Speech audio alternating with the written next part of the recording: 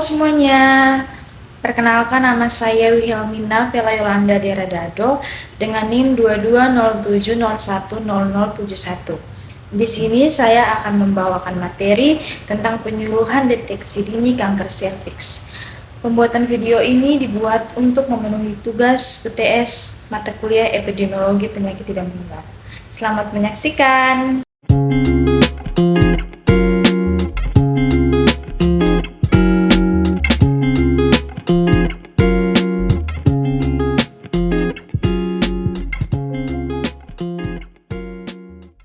Kanker serviks adalah jenis kanker yang terjadi pada leher rahim wanita. Kanker serviks ini merupakan penyakit keganasan di mana terjadi pertumbuhan sel-sel yang tidak normal pada jaringan serviks. Serviks ini sendiri merupakan sepertiga bagian di bawah uterus yang berbentuk silindris, menonjol, dan berhubungan dengan vagina melalui osteum uteri externum. Yang berikut adalah tahapan stadium kanker serviks. Dapat dilihat di sini, terdapat 4 stadium kanker serviks. Stadium pertama menunjukkan bahwa sel kanker menyerang serviks tetapi tidak tumbuh di luar rahim. Ini maksudnya bahwa sel kanker telah menyerang leher rahim tetapi belum menyebar sampai ke jaringan maupun organ lain yang ada di sekitarnya. Stadium kedua menunjukkan bahwa sel kanker sudah mulai menyebar keluar serviks dan rahim, tetapi belum sampai ke dinding panggul atau bagian bawah vagina. Yang stadium ketiga menunjukkan bahwa sel kanker sudah mulai menyebar ke dinding panggul atau bagian bawah vagina sampai saluran kencing. Dan yang stadium keempat menunjukkan bahwa sel kanker ini sudah menyebar ke kandung kemih atau ke rektum dan ke bagian tubuh lainnya. Yang berikut adalah epidemiologi kanker serviks.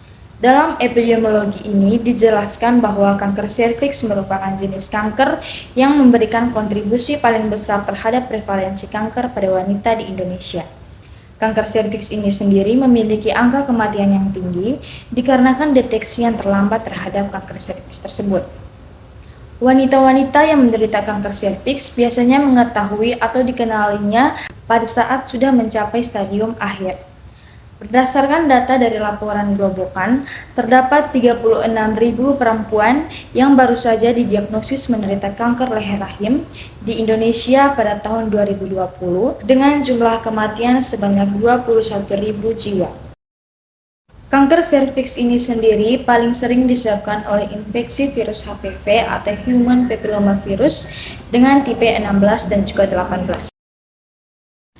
Yang berikut ini adalah patofisiologi dari kanker serviks, di mana diawali dengan adanya paparan dari virus HPV atau Human Papillomavirus yang ditularkan dari hubungan seksual.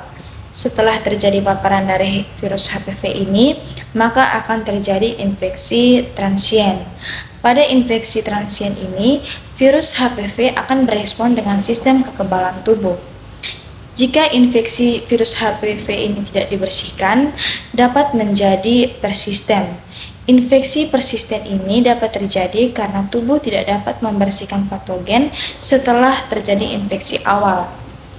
Infeksi persisten ini ditandai oleh adanya agen peninfeksi yang secara terus-menerus, seringkali sebagai infeksi laten yang berulang kali kambuh sebagai infeksi aktif.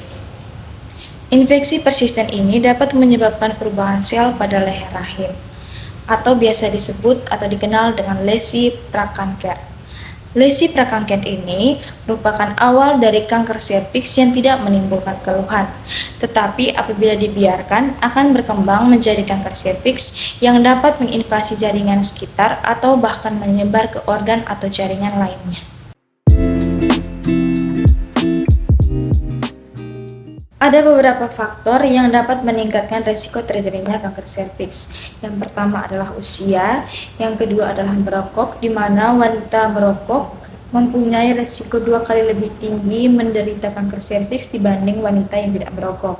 Yang ketiga adalah perilaku atau hubungan seksual yang kurang aman. Yang keempat, riwayat ginekologi, di mana perempuan hamil di bawah umur 17 tahun dan sudah melahirkan lebih dari 3 kali lebih mudah terinfeksi kanker serviks.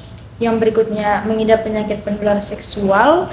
Yang keenam ada penggunaan kontrasepsi oral jangka panjang yang dapat meningkatkan resiko terkena kanker serviks. Dan juga yang ketujuh ada sistem kekebalan tubuh yang lemah.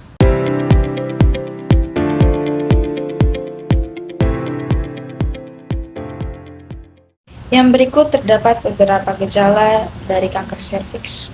Yang pertama itu adalah keputihan yang tidak dapat sembuh dengan berbagai macam pengobatan. Yang kedua, terasa nyeri pada perut bagian bawah.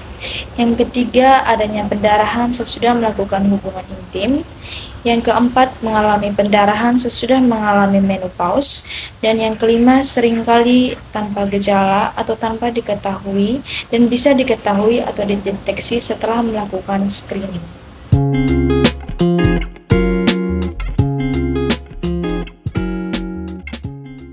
Ada 3 program deteksi dini untuk pengendalian dan pencegahan penyakit kanker serviks. Yang pertama adalah tes pap smear. Tes pap smear ini adalah pemeriksaan rutin yang dimana adalah salah satu pemeriksaan sel leher rahim untuk mengetahui perubahan perkembangan sel leher rahim sampai mengarah pada pertumbuhan sel kanker sejak dini. Yang kedua adalah deteksi dini dengan IVA atau inspeksi visual dengan asam asetat, di mana metode ini digunakan untuk mendiagnosis kanker serviks. Metode IVA ini dilakukan dengan cara melihat langsung serviks yang telah diolesi larutan asam asetat 3-5%. Deteksi dini dengan menggunakan IVA ini hendaknya dilakukan 1 kali pada usia 35-40 tahun. Apabila didapat hasil yang positif, maka setelah pengobatan dianjurkan untuk pemeriksaan ulang setahun kemudian. Apabila hasilnya negatif, maka dapat melakukan pemeriksaan ulang setiap 5 tahun. Ketiga adalah tes HPV. Tes ini menggunakan teknik pemeriksaan molekuler, di mana DNA yang terkait dengan HPV diuji dari sebuah contoh sel yang diambil dari leher rahim atau liang senggama.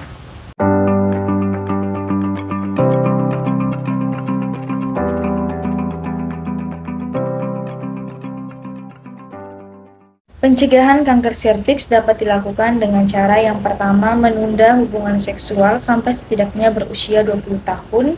Yang kedua, tidak melakukan hubungan seksual dengan bergonta-ganti pasangan. Yang ketiga adalah menggunakan kondom. Yang keempat, tidak merokok. Yang kelima, rutin berolahraga. Yang keenam, membiasakan diri untuk mengkonsumsi makanan yang kaya akan vitamin A, C, E dan juga beta karoten, dan juga mengubah pola makan menjadi lebih sehat, di mana hal tersebut dapat bermanfaat untuk menghambat pertumbuhan sel kanker dan juga meningkatkan sistem kekebalan tubuh. Yang ketujuh adalah rutin melakukan vaksinasi HPV. Yang kedelapan, menjaga kebersihan daerah kewanitaan.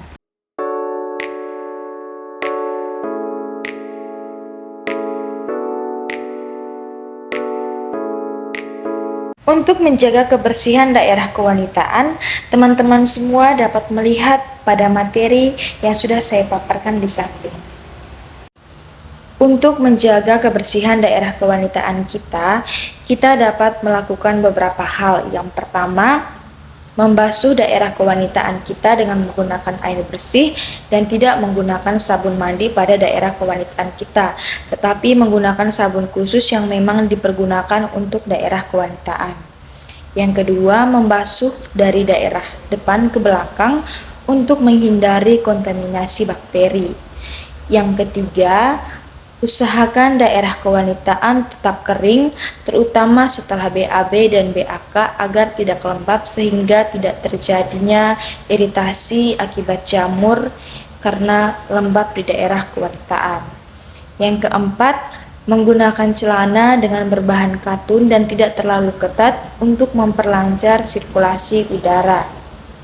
Yang kelima, mengganti pembalut secara rutin pada saat menstruasi, agar daerah kewanitaan kita tetap terjaga kebersihannya.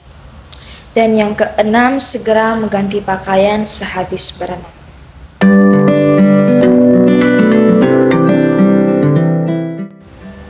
Sekian pemaparan materi dari saya tentang deteksi dini kanker serviks. Semoga dapat berguna bagi kita semua yang sudah menonton, terkhususnya untuk kaum para wanita. Terima kasih.